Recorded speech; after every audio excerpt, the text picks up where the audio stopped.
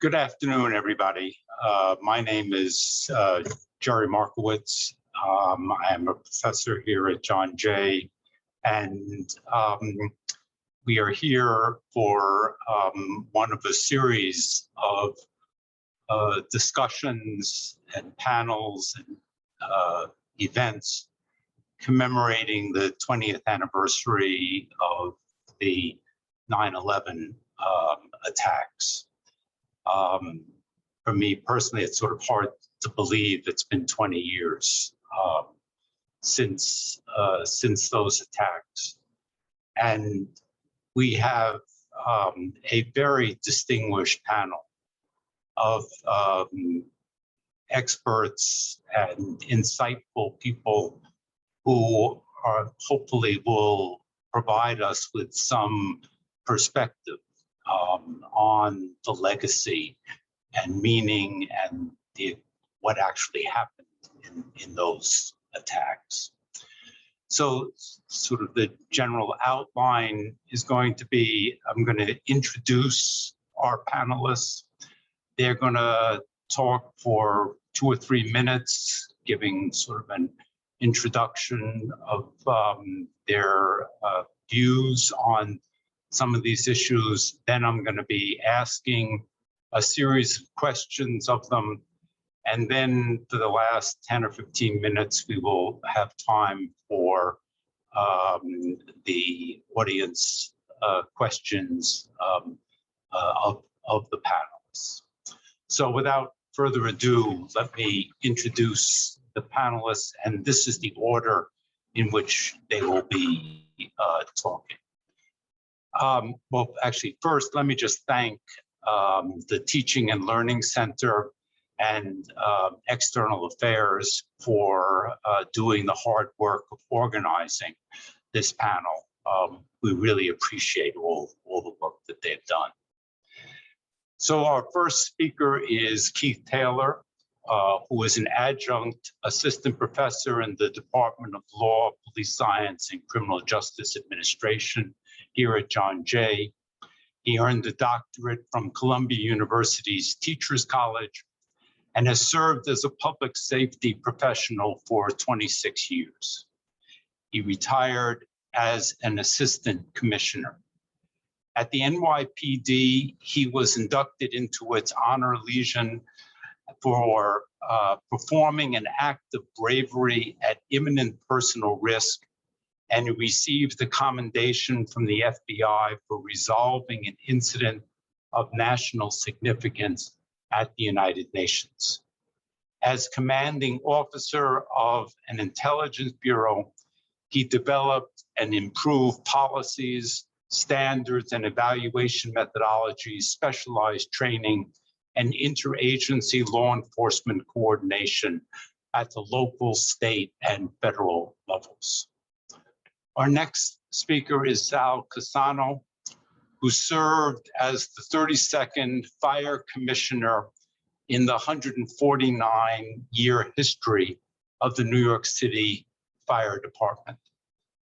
The commissioner spent 44 years in the FDNY and held every uniform rank prior to his appointment. Commissioner Cassano played a crucial role in rebuilding the department in the wake of September 11th, serving as Chief of Operations. The commissioner is an Army Vietnam veteran, and he is a graduate of John Jay, and he was awarded an honorary Doctor of Laws degree from St. John's University. He was also awarded France's highest decoration, the Légion d'honneur, by French President Sarkozy. Commissioner Cassano and his wife, Teresa, have 5 children and 9 grandchildren, about which I'm very jealous. Ibrahim Bechrouri is a scholar, artist, and activist. He is an adjunct professor at John Jay and a digital campaigner for Some of Us. He also led field research on the NYPD's counterterrorism policies. He received his PhD from the French Institute of Geopolitics at Paris 8 University. His research interests include terrorism studies, surveillance studies, colonialism and post-colonialism studies, critical race theory, and geopolitics.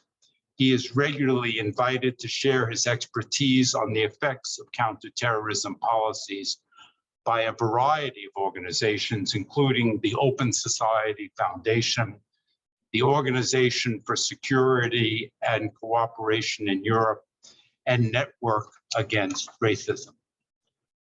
Our final speaker is Susan Opotow, a social psychologist who is a professor at John Jay and also at the CUNY Graduate Center. An expert on the psychology of justice and conflict, she is known for her research examining processes that foster moral exclusion and inclusion in society. After the September 11th attacks, she began studying 9/11's long-term aftermaths. With John Jay graduate Zachary Shemtab, she organized a 10th anniversary conference entitled 9/11 plus 10, which led to their co-edited book, New York After 9/11. She is a fellow of the American Psychological Association, and this year was honored by the APA with a presidential citation for, and here I'm quoting, her commitment to the identification and elimination of all forms of social injustice. So you can see we have a fabulous panel, and we will start with Keith Taylor. And you'll need to unmute. Yeah, I am very honored and humbled to be included in this very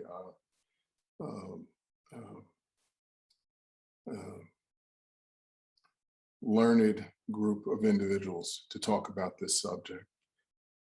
I think I can briefly say that 9/11 affected my career as it affected my life. Going down to the World Trade Center, experiencing the collapse of the buildings, and then working on the recovery operations for the next few months. And seeing the world, I stopped watching news. I stopped focusing on the outside world and just focused on what the mission was at hand. And seeing the world come together, to see individuals throughout the country come together to support New York City and to support the country in recovering from this effort was a very personal,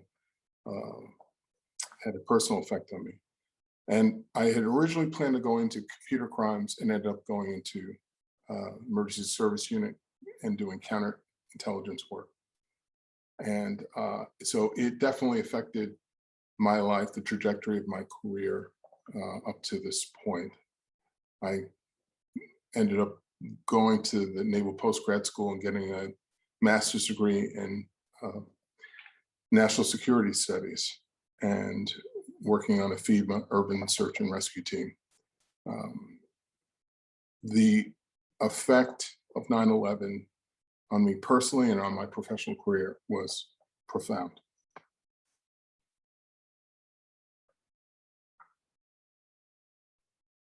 Thank you. Sal Cusano. Thank you, Jerry. And again, I want to thank John Jay for allowing me to participate on this panel. September 11th is near and dear to my heart. I was at the site of the collapses. I had responded from headquarters and got down to the World Trade Center just as the second plane had hit the South Tower. And I was working very closely with our chief of department at that time, Peter Gansey, who was killed on that day, and many others that I had grew up in the job with. So as Keith said, September 11th has had a profound effect on my life. I was tasked after September 11th with taking over the operations for the entire fire department. I was made the chief of operations. A daunting task, but luckily I had a great staff to work with.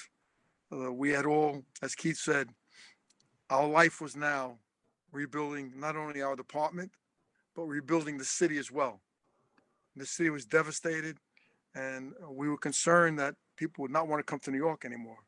So it was not only about building our departments back, it was about building the city back. And that's what we devoted our life to. Us. You know, we weren't watching news. I wasn't watching anything but going to work, working 18 hours, making sure that things were in place, and making sure that our department moved in the direction where we were going to be better trained and better equipped and better prepared to handle another major catastrophic event like we had on September 11th. And that's what we did. We focused on the mission, we focused on the people, and we focused on our families. And focused on those three main issues, it got us to where we are today, 20 years later, almost 20 years later, 2 weeks from now, in a better place than we've ever been. And I attribute that to the people that stayed, dug in their heels, and says, we're going to rebuild this department in this city. And for that, I'm eternally grateful for working with all of them very closely. Thank you very much. Ibrahim Bechrouri. I would like to start by, of course, thanking Gina and everybody else at John J that made that happen, and by also saying that I'm really honored to be here among people who live these events directly. I was 11 when September 11 happened, and I was not in the US, I was in France, but I still remember that day very clearly. I was coming back from middle school. It was like 4 p.m. And I started television expecting to see my usual cartoons and go grab something to eat, etc. And I see these two planes crashing in these towers. And I first think oh, we're still on the afternoon movie. I didn't immediately realize that it was really happening. And it was really happening. And I think even as someone who wasn't there, as someone who was still growing up in a Muslim family in France, there was definitely a before and after 9/11 for me. The way this event defined my life, the work that I do, the way I think, the things and experience I had to go through was tremendous. It's not saying that there was nothing before 9/11 and that 9/11 didn't just pull a bunch of threads that were already there in a dramatic way. That's the way I felt. I felt that first I couldn't really, at that age, I couldn't really understand the horror of it. I couldn't really understand the consequences of it, but I knew that something more important than I had ever experienced happened, but also that maybe something that more important than anything that I learned about at this point had happened, but a crucial event had happened, and that life won't be the same from that moment. And I think looking back 20 years later, looking at everything that I learned about this event and the consequences of it, I think I realized at least that about this precise moment. Things changed drastically. The way we see civil liberties changed drastically. The way we see each other in these plural societies changed drastically. The way we think about danger and security changed drastically. And I'm really glad to be here, to be able to discuss that with people who had primal knowledge for what it was to be there during 9/11 and to work on that specific event when it happened. Thank you very much. Susan Opotow. wanted to find out what would happen on 9/11 as soon as it happened. I didn't know what came next, and it made me very nervous because I know that disasters have sequelae and they ripple out in society. And so I tried to find research on that. And I looked at previous disasters, literature on disaster, post-disaster, and found very little. I found it taken up again 50 years later by historians. And so I decided to embark on a study of what would happen after 9/11. And I did that by an empirical study that used New York Times clippings on New York and 9/11. It was, can you hear me now? Is it okay? Yes. Okay, so it was a study of daily New York Times every single day for any articles on 9/11 to see what the issues were. And with graduate students at UMass, where I was then on faculty, we content analyzed them and found what sectors were involved, what issues were involved. And so that work became an attempt to kind of dissect what the flow of 9/11 over time. I saw the work as very important to do quickly because all the people I asked to contribute to it ended up being first an idea, a research project, a content analysis. It ended up being a, as Jerry described, a conference and the 10th year to describe our findings. And then it became this book.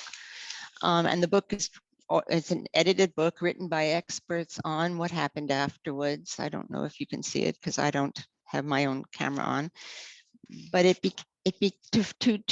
to explain in detail is a fine textured view of the processes, the conflicts, the challenges that happened in some ways so we can learn from them and not redo mistakes. Also, just to understand the heroic efforts that went through all the challenges that occurred, ones you could not even imagine for each sector. So there's separate micro histories in a way, sector by sector of New York. And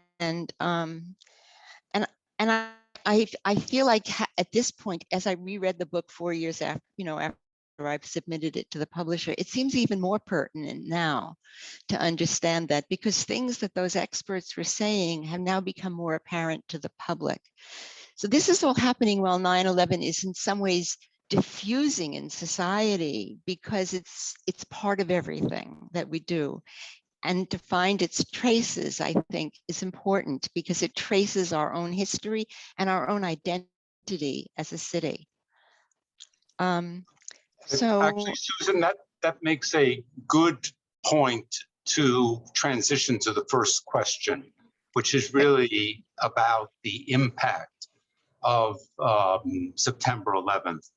And what I wanted the four of you to consider is what specific issues or sensitivities or transformations or knowledge have emerged from September 11th. Just jump in.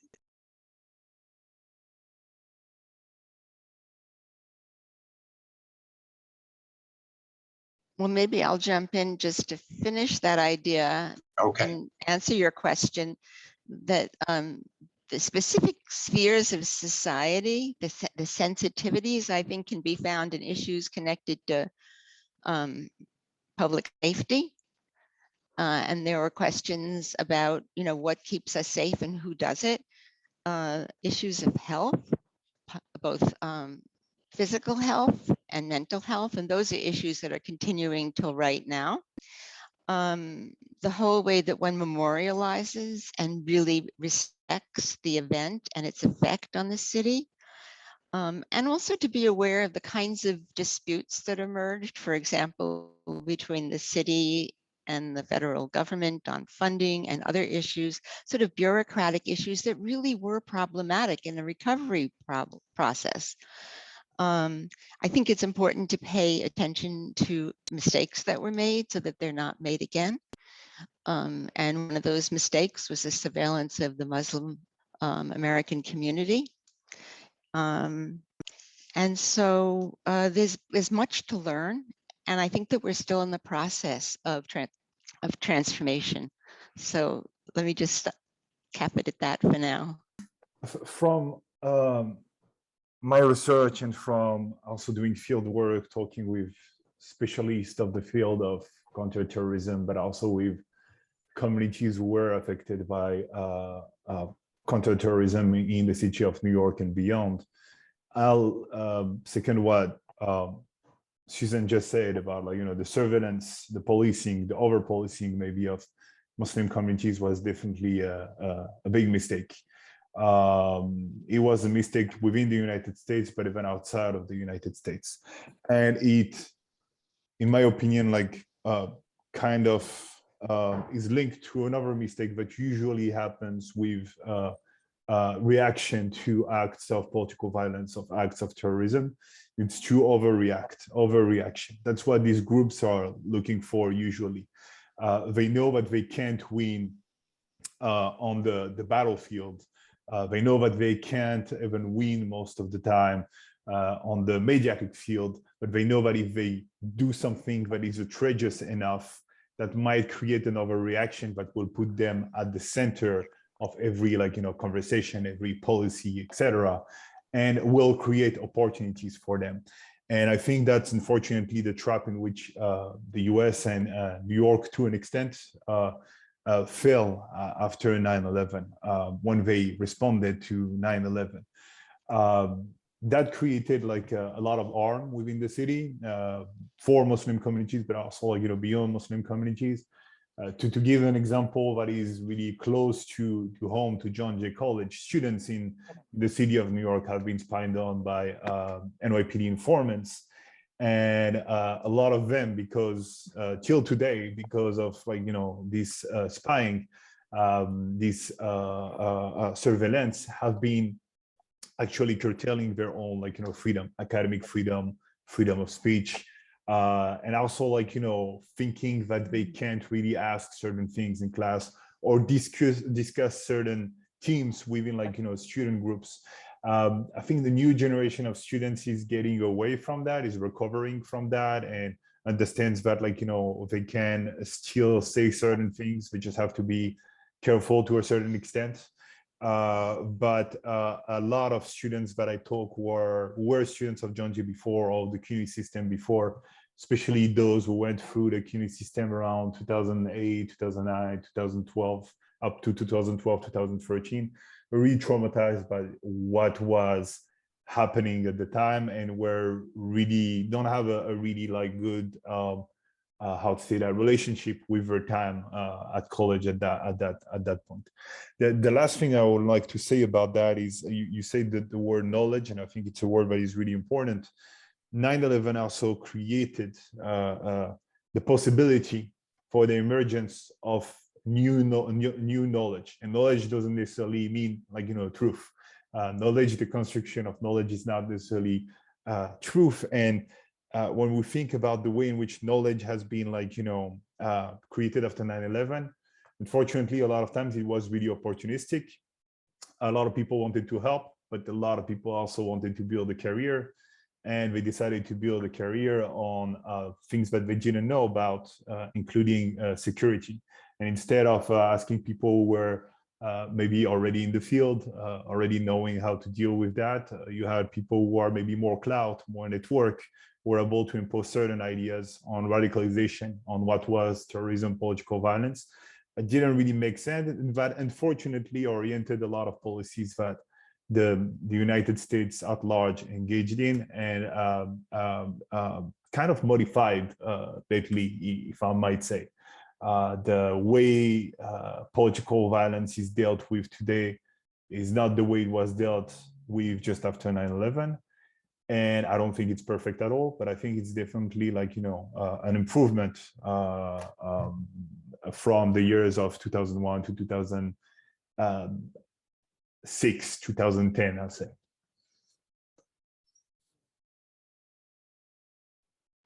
Sal? Sure, Jeff. I just wanted to touch on something that Susan had said about one of the issues, the health issues. And, people, it's 20 years later, and thousands and thousands of people have come down with illnesses related to either their work at the World Trade Center, as a first responder, as a civilian that lived in the area, as a rescue worker, an iron worker, and it's a very big problem. We people know we lost 343 members of the department on a day. Last week we had services with 2 more of our members that passed away from the illnesses. That brings the number up to 256 of our members that have passed. And I know it's not only us. I know the NYPD is facing the same situation, and our civilian community. So I'm not sure people are aware of the amount of illnesses that are being contracted 20 years later. It's a very big issue.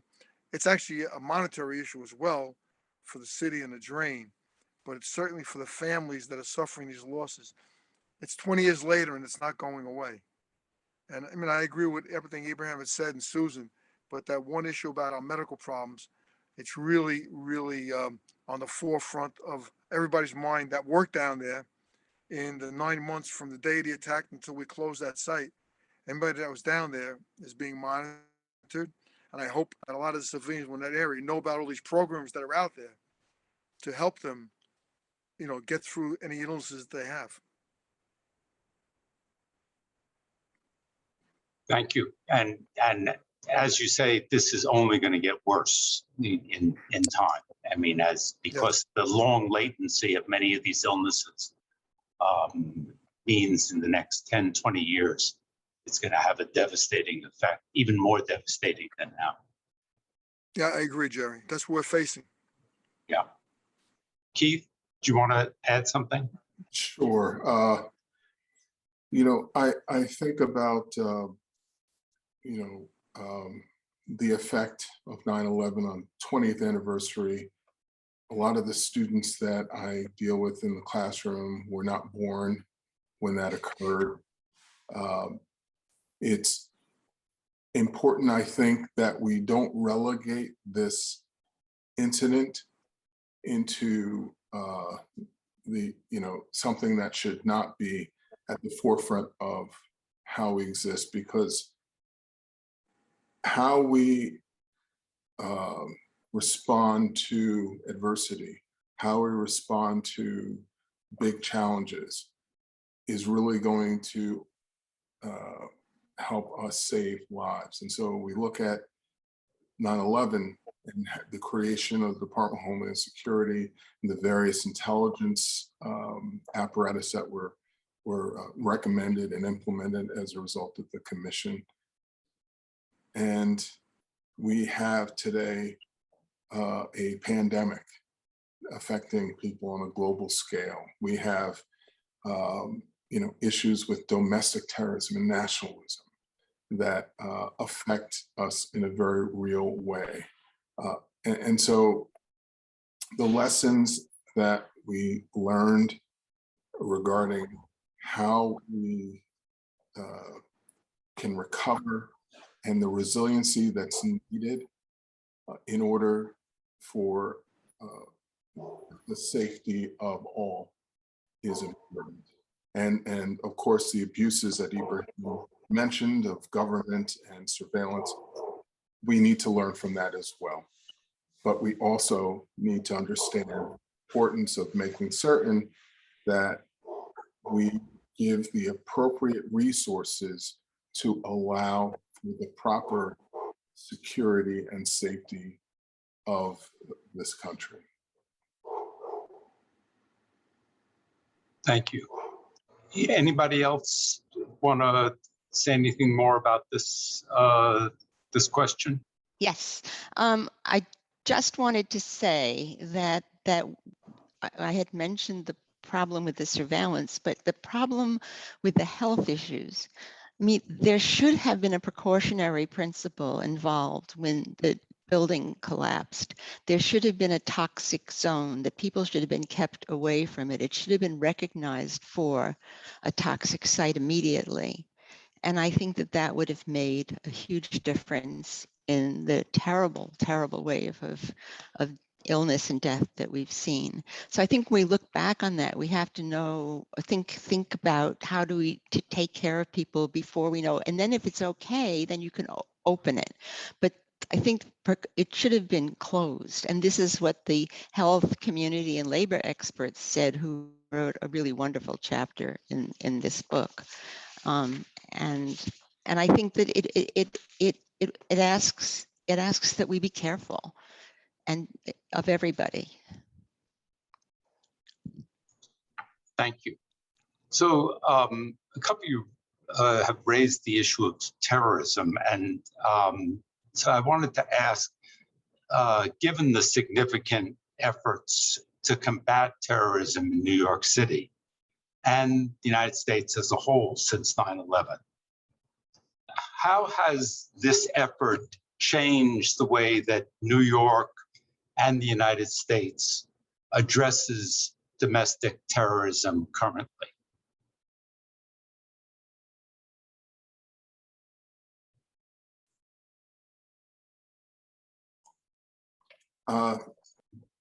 I'll start. I think that one of the things that we realize is that as a result of government not working together, it laid the groundwork for the attack that occurred. And after all the effort that was made to identify how to improve, you had the Department of Homeland Security, you had information sharing at a much different level. You had things like the Naval Postgrad School program dealing with Homeland Security created, and training first responders and those in other disciplines as well. You had the entire Department of Homeland Security effort to train first responders on how to work together through National Incident Management System. We had all these things that were designed to allow for improvements on how the country reacted to large-scale incidents and be able to communicate with one another because of the diversity of the municipalities and the types of resources that they have. I think the thing that we're dealing with in terms of the health crisis and then the growing nationalism that's been expressed with various types of incidents that have occurred are emblematic of the fact that we must always be cognizant that these issues will not go away.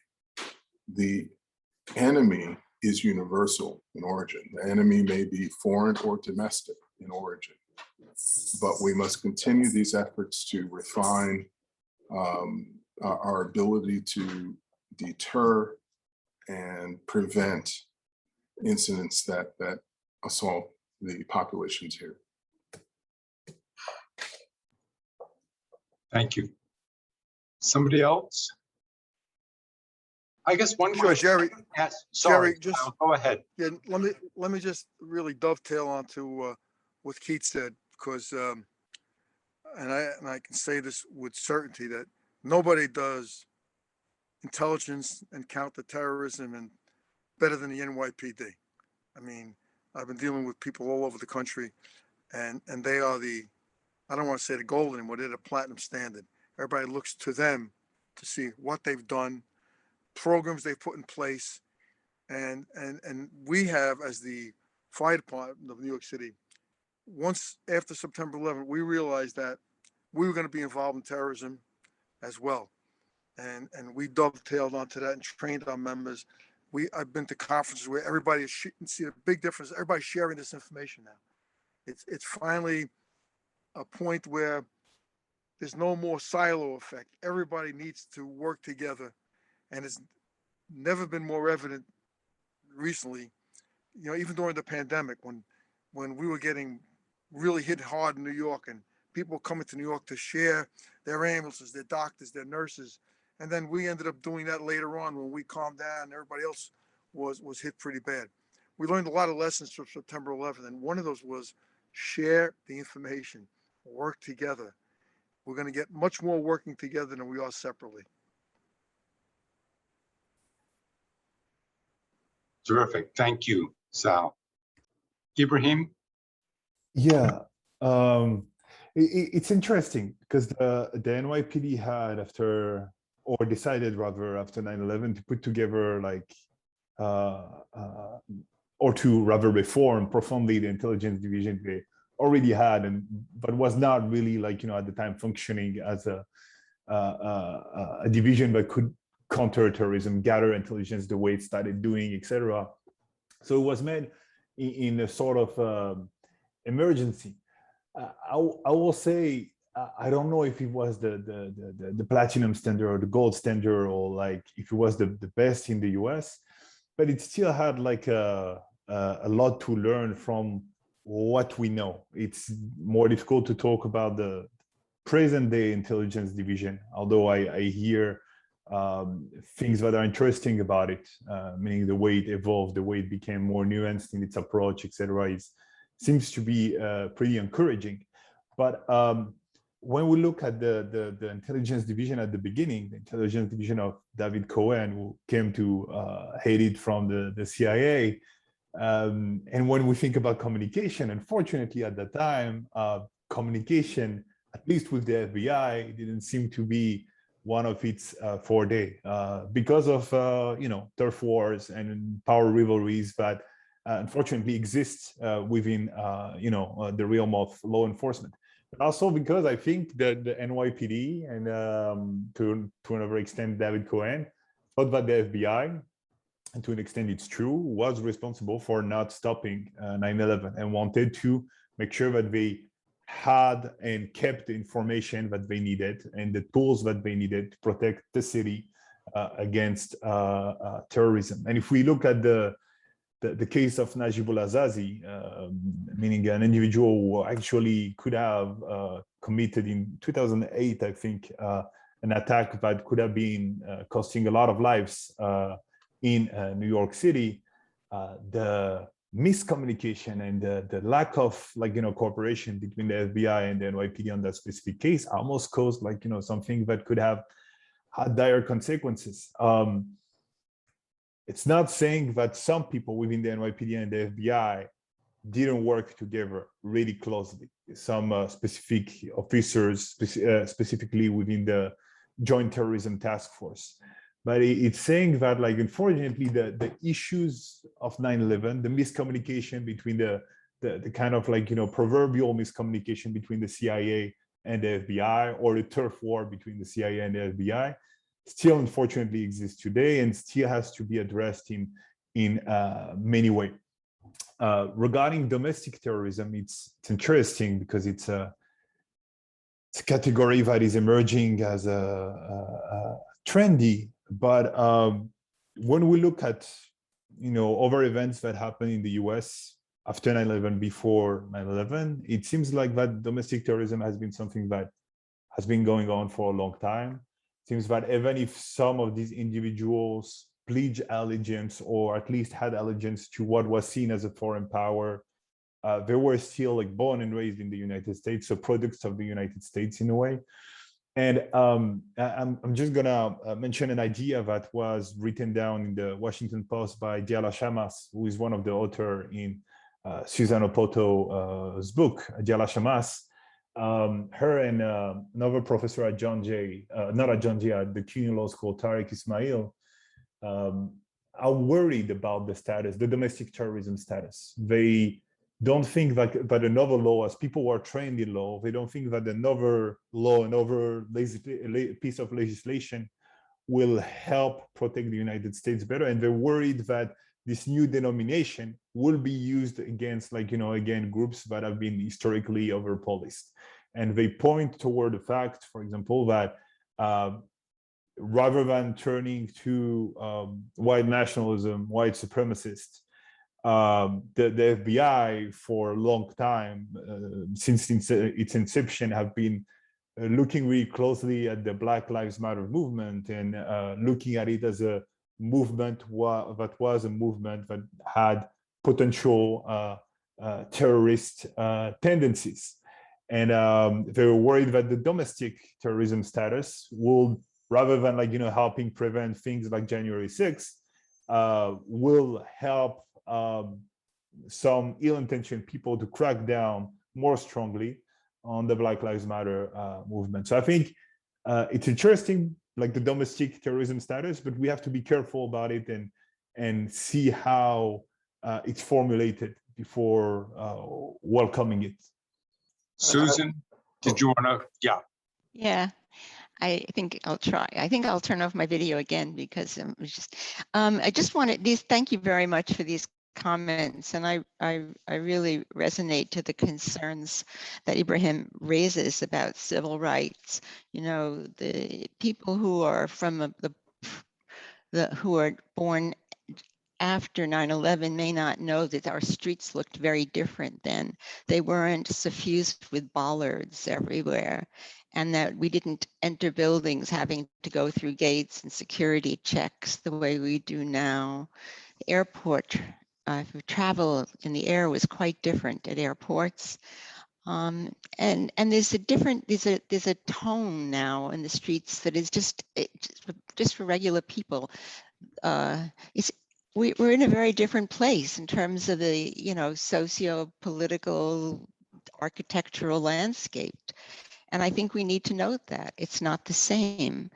And I'm not saying better, I'm not saying worse, I'm not saying needed, not needed. I'm just saying it's really different. And so we're having to show ID cards and life is different. But the question also is how the domestic terrorism statutes that could be developed will impede civil rights, and to whom will they be directed? I mean, the justice questions are always the questions of who decides and who is it directed at and what's the impact for groups. And I think this is something that we always need to think about. And we have the experience of 9/11 now, 20 years where is not so long so that we can really remember a lot of it. And it serves as a chance to think things through and to see what happens and to try to understand the effects that any societal changes have, both for better and for worse. Thank you. I just wanted to add a historical note in terms of domestic terrorism that, of course, we didn't call the Ku Klux Klan and the White Citizen Councils as domestic terrorists or terrorists. Right. And that is says something about the way we define who is a danger and who is not. Let me shift our focus to John Jay in particular. And we are, of course, a minority serving and Hispanic serving institution. So how can our college best prepare our students to face the legacy of September 11th that lingers in our society and nationally as well as globally? And the way that it lingers in politics, in government, in philanthropy, in surveillance that you've talked about, privacy, immigration policy, militarism, and a lot more. I know this is an impossibly broad question, but I just take whatever part of it you feel moves you and comment on it, please. Jerry, maybe I can jump in. You want to start off, Keith? No, go right ahead, Sal. Just quickly, I think John Jay has a great opportunity to share with the students there so many vast openings in so many different fields that they can go into upon graduation, whether it's law enforcement, whether it's the fire service, whether it's emergency management, whether it's the FBI, whether it's a government job, FEMA. I mean, I can go on and on and on. There are so many opportunities that John Jay can prepare their students for. I mean, I went to John Jay as a firefighter and ended up as the fire commissioner. And did I ever dream that could happen? No, but I was laid the groundwork at John Jay, you know, as a career path. And I think that now, with so many vast fields that are open, the students have an opportunity to go into one of the many that are there for them. And they're great jobs, and it gives them a chance to contribute back to the society. When you take some of these jobs, you're going to be doing really, really good stuff for a lot of people. And that's it doesn't get any better than that. So Jerry, I think that's where the college has a great opportunity to give the young men and women of the school, you know, the opportunity in many of these fields. Thanks, Sal. Keith? Yeah, I just want to piggyback on that. I think one of the best gifts that John Jay can give to its students is having a critical analysis of what's happening and what's happened and what can happen, what they can do with their interests in various types of careers. The one thing that is really important is that when the past is examined, it's done without filters, whether they are ideological filters or other types of filters, so that they can understand the truth as it actually occurred in all of its complexities.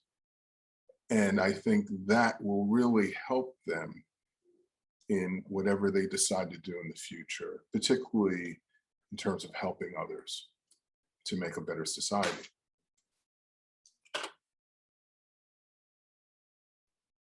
Great, thank you. Ibrahim? Oh, I'm sorry. Yeah. Susan, you want to go first? Can wait. Go ahead, Ibrahim. Oh, Okay. Yeah. Okay, I'll go first. I'll just say, I really like what Sal and what Keith said. The public service focus of John Jay is extraordinary, and its reach is extraordinary. And giving the students ways that they can make a difference in society. And it's something that so many of them want to do so much, I think is really, really important.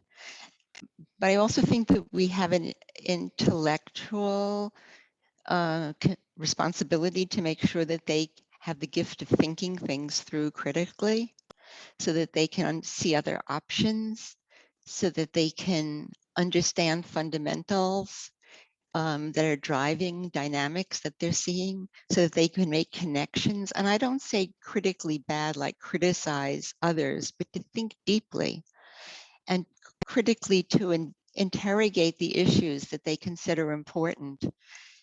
When I read the question, I wondered if there was a way that we can understand the issues that linger in New York's Latinx community. What issues does that community see as important now? And if that should inform our curricular approaches in ways that would be up to date and modern, in that it takes their concerns into account, that community's concerns. I would like to know more about what they see as the legacy, the questions that you've asked today, Jerry, what they see about the legacy of 9/11 for that community, so that we can do a check that we're meeting those needs. I mean, I know from I've been able to do a kind of critical analysis from the work that that I've compiled and continue to read, but that's from my perspective. I'd be so interested in knowing how the community and how they have been approaching these questions to date. Yeah, I think it's really important to proceed in this way, to ask them what they think is the legacy, what they think is affecting them, before, like, you know, assuming and going for it. I know that in my class on terrorism, I teach terrorism and politics and terrorism and international relations, had a number of students who had a Latinx heritage, and who decided, for example, to work for the research paper on issues related to political violence and immigration, or political violence and the way we make the difference between terrorist organizations and criminal organizations. I had a student who wrote a really interesting paper about why we don't consider cartels as terrorist organizations, and is that valid? So I think I saw some interesting things there, but I don't know if that represents the whole community. And yeah, again, like it was said before, I think in the age of disinformation, in an age of disinformation, of fake news, if you rather, I think giving them the tools to think critically, to cross different sources, to always, like, try and not accept knowledge as it's delivered to them, whether it's on Facebook or by the New York Times, to always question things without, like, denying any kind of, like, reality, is really important. And without telling them, because often critical thinking is telling people you have to think that way. It's still not critical thinking. It's just like thinking in a different way than the majority. Critical thinking is engaging critically with any form of knowledge when you're in the classroom, whether it comes from someone who is a critical thinker or someone who is an orthodox thinker, even if it's superficial to separate it this way. But yeah, on the issue of disinformation and how to help our students with that, I think we'll better ask Shuki Cohen, who is here with us and has worked extensively on that. Let's stop here. Thank you. Shuki, I hope you will pipe in at in just a few minutes and give us your insights or questions. But I just want to ask one final question of the group before we go to the audience. And Susan mentioned the effect of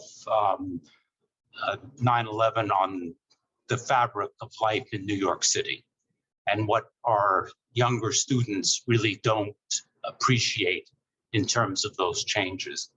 And I wondered, from each of your perspectives, what has been the impact of 9/11 on the fabric of life in New York? What do you see as the biggest changes, the most important alterations that have occurred?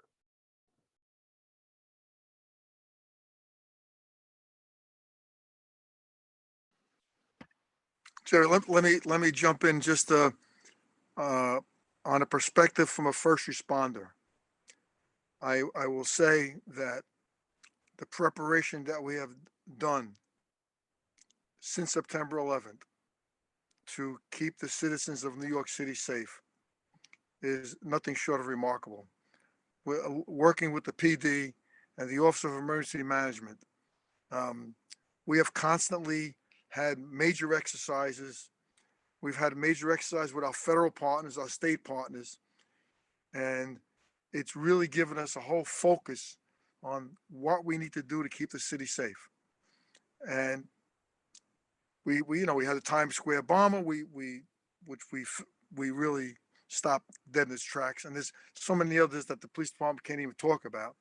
But as a city, we are much safer 20 years later than we were on September 11th. And that was because of a lot of hard work, a lot of federal funding to allow us to buy equipment and train our people, and to get the public involved. We have CERT teams now. I think there's 53 CERT teams in the city of New York that will come to help. These are ordinary citizens that are willing to go out of their way to train so that if there's a major emergency, they're available to help. Started in San Francisco with the earthquake, but now we might have the biggest CERT team in the country. And something we learned, that we are all going to have to pitch in to get this done. So I believe our city is much, much safer than it was 20 years ago. And that's something the public can be proud of. Thanks, Sal. Keith? Yeah, I was going to just piggyback on what Sal said. Absolutely, the use of technology to make life safer for New Yorkers is something that has been a significant change since that time.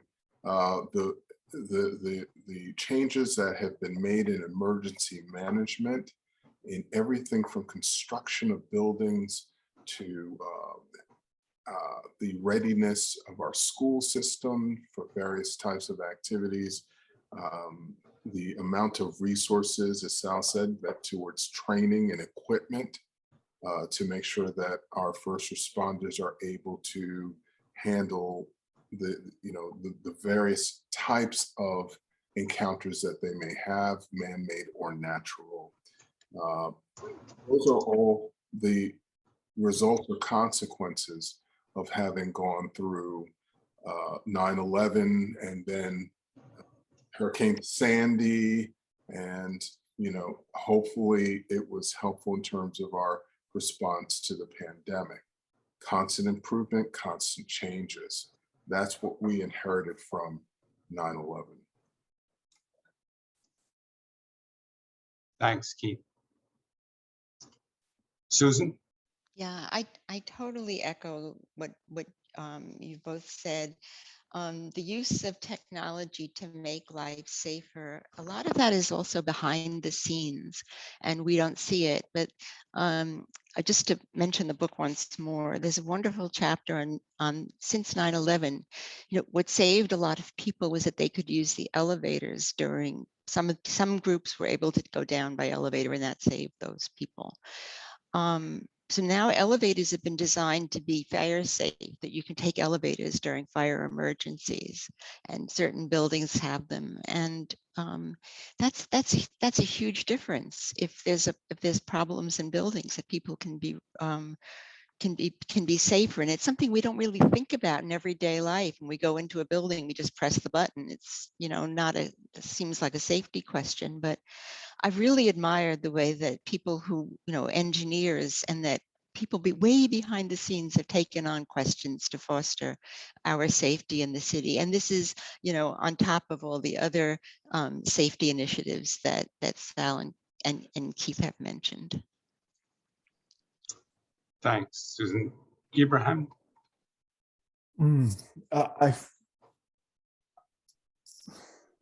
First on the issue of technology and how it made us safer, I think there was also tremendous improvement.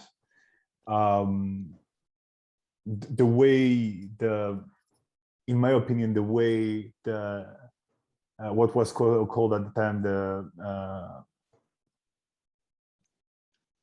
Twin Tower campus or the World Trade Center campus, rather the way it has been redesigned brings a lot of safety in many ways.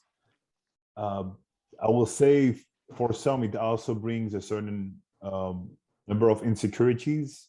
I'm thinking about surveillance cameras in general, the development of surveillance, video surveillance, CCTV cameras in New York has also brought like a feeling of insecurity, of being unsafe within some segment of the New York population. And that's something that you can also the anguish that might be kind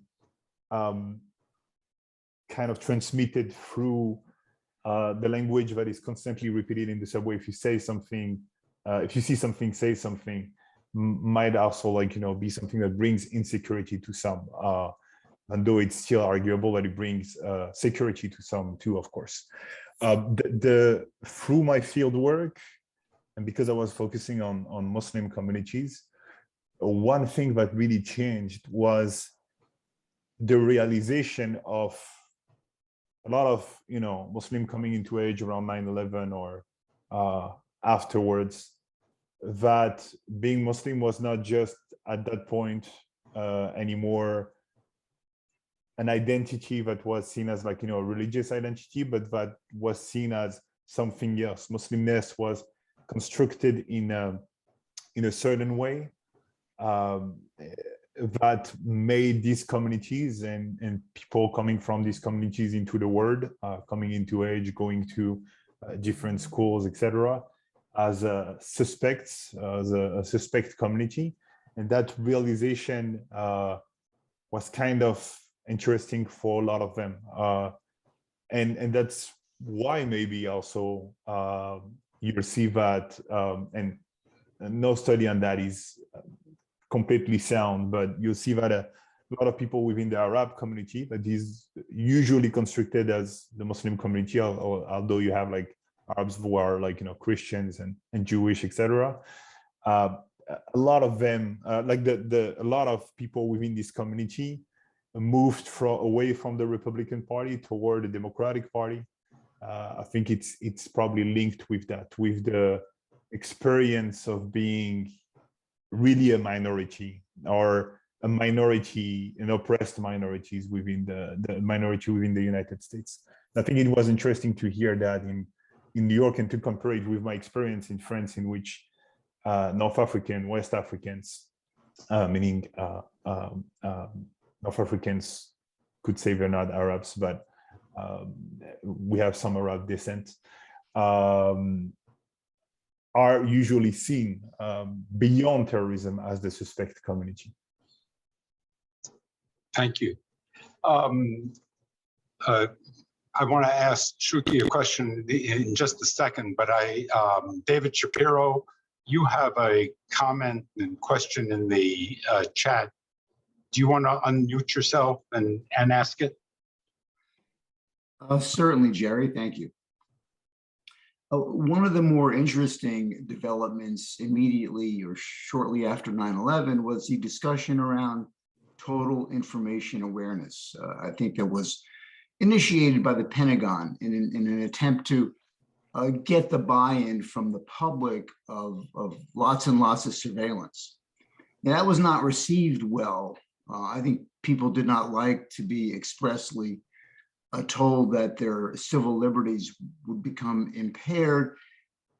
And I don't know the answer to the question, but I do know it hasn't been a public issue since then, but yet you see things every now and then that suggest that maybe it's been decided already in such actions as Apple's decision to incorporate software that could spy on its phone purchasers' files, under the pretext, and put pretext in quotes, I don't know whether it is, but to ferret out kiddie porn.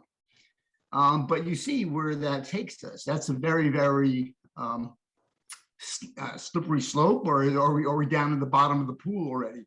Anyway, I just wanted the panelist discussion of, should that be a public issue? Or or dare we say it's too important for the public to discuss? You know what I'm saying? That's sort of what I wanted the feedback from the panel on that. Thank you, Jerry. All right. Thanks, David. Anybody want to tackle that? I'll just say very quickly, the past can be a teacher in the sense that this country, its government, has had issues regarding abuses of power. You can see where groups of people were targeted. The Japanese, especially during World War II, they were interned. So that to say that there is a need for, just as there's a need for eternal or vigilance in terms of safety, there's also a need to protect against abuses, government abuses of that same surveillance. So you have to have both hand in hand, and they both have to be robust. So the legal process, the procedures involved regarding intel and how it's gathered and what it's used for, and public access to that information all has to be carefully thought out so that we can maintain the freedoms that we enjoy in this country. Thank you, Keith. Shuki, do you want to weigh in on this as well? Maybe not on this, but I do want to talk a little bit about what was spoken before, and maybe I will touch on that issue inadvertently. So first of all, thank you for this great panel, and thank you, Gina, for the vision. And this is a training and learning center, so I want to mention something that is close to my heart. First of all, thank you for this great panel, and thank you, Gina, for the vision. And this is a training and learning center, so I want to mention something that is close to my heart: terrorism and counterterrorism. And I think that this is like something that is a bridge between the practitioners and the academia that we are doing at John Jay. We are one of those colleges that are really very mindful of this bridge. And I think that the panel spoke very well about the developments in understanding terrorism, in legislating terrorism, and technology. And I think that we all know that both of them can be good and bad, and they can be used and abused. I think that Susan was said something true. That there is a shift in our mentality, and I think that one of the ways that I see in the Center on Terrorism how it affects students is that I find myself trying to incorporate more and more. I know it will sound weird, but I'm incorporating more and more of what we know in psychology of burnout. And the idea is that students have to deal with a world that is more politicized, more polarized. They are going to workplaces where some of the people are openly endorsing ideas of deep state, of Satan worshippers that are drinking, trafficking children and whatnot. And the idea is that, especially for minority students, these are burdens. And what happens is that they burn out, and they, many of them are quitting. And the idea is to instill or inspire in our students this sense of resilience and grit, and also optimism, meaning we have done a lot of mistakes after 9/11, but we have done a lot of good things. And it is just amazing to see how quickly we learn, how quickly, Ibrahim mentioned David Cohen. Look how David Cohen is treated now in, almost consensually, right? So the rejection of the surveillance is very widespread, and many people understand. So I think that it is just remarkable. And one of the things that I'm trying to get students to see or to, suggest to instructors to impress is this kind of like longer arc of historical perspective, to just so that students, when they go to the to practice, they are not burnt out by the tension. After all, there is a tension between practice and academia. I know myself, when I was in the army, I missed academia. When I'm in academia, I sometimes miss the army. So there is a tension between practice and, so these are things that have, I don't know if they have changed, but 9/11 made them very clear. And I think that we have to be mindful of them when we are teaching our students. Thank you. Thank you, Shuki. So we're at the end of our time, and I just wanted to give the panelists a minute each if they want to say one last thing to us. Okay, Jerry, I'll start off. It's the 20th anniversary that we're commemorating the attacks at the World Trade Center. And I would ask the students and whoever else watches this podcast to never forget what happened, never forget the sacrifices that were made on that day, not only by our first responders, but so many civilians in those buildings did so many heroic acts. We only know of a few, but I know there were many more. So please remember those first responders and their families and the ones we continue to lose every day. You know, we talk about never forgetting, and some people are starting to forget, and we should never let that happen.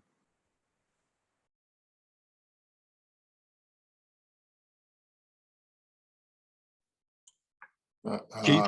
Yeah, I just wanted to say the same thing in that, you know, the friends, the colleagues, the family members that were lost in 9/11 must not be forgotten. And it is important that as academics or as practitioners in public safety, that we work to honor their memories by making this a safer city and a safer country for its citizens. And that also goes towards our federal efforts to make peace around the world, so that we are not, you know, that these types of incidents are less likely to happen. Thank you, Keith. Susan, Ibrahim? I might just say a thing to also keep the conversation going on what David mentioned earlier. We might not be aware, it might not be like something that we talk about publicly, total awareness, total information awareness. But in New York City, you have the domain awareness system that really, like, you know, resemble in its title, like, you know, this total information awareness kind of idea. You had the NSA scandal that come and went. We don't have to forget what happened on 9/11 and the sacrifices were made, which were made on that day. But we also need to not forget what kind of ideal some of the sacrifices were done for, and we need to keep an eye on this type of, like, you know, infringement on our civil liberty. Surveil the surveillance, basically, because nobody else is going to do it for you. Keep an eye open and keep a critical eye open. Thank you, Ibrahim. Susan, one last word. Yes, looking back on the past and thinking about the present and also a bit about the future, we have to acknowledge that we're in a long arc of coming to terms with 9/11. And it's events such as this that allow us to come together and have emerged and that are present in the past and present in our memory and our concerns about the future. So I think it's this session itself plays an important function in working through on a civic level, and certainly institutional level at John Jay. So I want to just thank the organizers for it, because I think it's very important. Thank you, Susan. And I just want to add my thanks to everybody for a really wonderful conversation. And I want to give the last word to Gina Ray Foster. Thank you so much, Jerry, for moderating the conversation. Susan and Sal, Ibrahim and Keith, thank you for working together to give us more insight into 9/11/2001 and the 9/11/2021 to come. There's so much for us to think through and feel. I want to thank all of you on the panel for your sacrifices, your commitments, your questions, and your unwavering integrity and compassion that all relate to your experiences of 9/11 and those who did and did not survive, and for what you're offering our students. I do want to give a special thanks to Mindy Boxteen, our Director of External Affairs, and Jennifer Lorenzo, who works with Mindy, for partnering with me on this, sometimes guiding, sometimes hand in hand. And John Jay does have a special calendar of events because we are the college at CUNY with the most losses and the most connections to 9/11 out of the New York system. And if you can't find anything referenced today, please just email me or the TLC directly, tlc@jjay.cuny.edu. Have a wonderful rest of your weeks, and thank you all for being the great people you are.